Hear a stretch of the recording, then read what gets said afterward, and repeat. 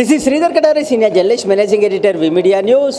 Lion గంప నాగేశ్వరరావు గారు వచ్చారు. ఇంపాక్ట్ ఫౌండేషన్ ద్వారా కొన్ని కోట్ల మందికి మోటివేషన్ ఇస్తూ ఈ ప్రపంచంలో అందరినీ విజేతలుగా మారుస్తున్న గంప నాగేశ్వరరావు గారు వచ్చారు. ఆయన అడిగి మరిన్ని వివరాలు తెలుసుకుందాం.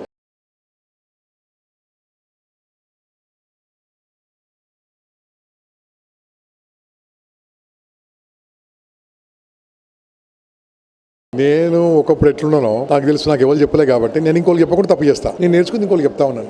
1 కోటి మందికి చెప్పాను క్లాస్, 1 కోటి మంది క్లాస్ చెప్పాను. ఇంటికి ఒక స్పీకర్, ఊరికి ట్రైనర్ ఉండాలి. ఒక 20 ఏళ్ళ తర్వాతనో 10 ఏళ్ళ తర్వాతనో ₹1 తీసుకోకుండా ఓటేయాలి. అది నా ఉద్దేశం. ప్రజాస్వామ్యం చాలా గొప్పదండి. ప్రజాస్వామ్యం ప్రపంచంలో అత్యద్భుతమైన పెద్ద డెమోక్రటిక్ కంట్రీ ఇండియా.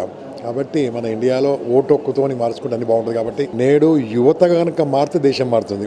అందుకోసం యువత ఎంబడబడ్డాను. స్కిల్స్, నైపుణ్యం పెంచుకుంటే బాగుంటుంది. ఎట్లా అనిపిస్తుంది బాస్, 10 మంది మారుతుంటే ఆనందం అనిపిస్తుంది. ఫస్ట్ ఆఫ్ ఆల్ ఇంకోటి అందరు మారరు, కొంతమంది మారుతూ ఉంటారు. మారుతుంటే చాలా హ్యాపీగా ఉంటుంది. దానికోసం నా ఫ్రీ టైంనే ఇస్తూ ఉంటాను. ఫస్ట్ నా హెల్త్, 2 నా డబ్బు, 3వది నా ఫ్యామిలీ, 4గో టైం మొత్తం సమాజ సేవ. ఈ 4వది లేకుంటే 3 వేస్ట్, ఆ బతికే వేస్ట్. నాకెవరు చెప్పలే, యువత కూడా నాకెవరు చెప్పలే.